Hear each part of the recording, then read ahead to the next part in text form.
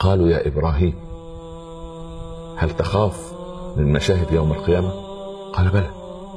قال وخلتك، مش انت الخليل؟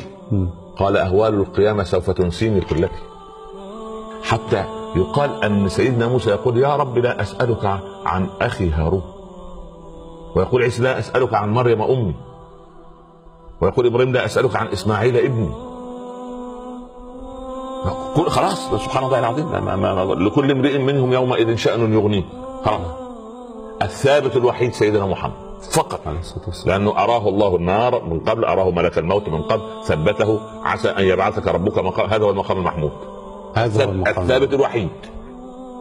كل شوف ما من ملك مقرب ولا نبي مرسل إلا ودعوته يومها يا رب سلم يا رب سلم، إلا سيدنا محمد يا رب أمتي يا رب أمتي عليه الصلاة والسلام. عليه الصلاة والسلام. هل هذا رسول يترك؟ لا والله. هل تترك سنته؟ لا والله. هل ننسى حقوقه علينا؟ لا والله. هل يعني ننسى أن نسير خلفه في صغير الأمر وكبيره؟ لا.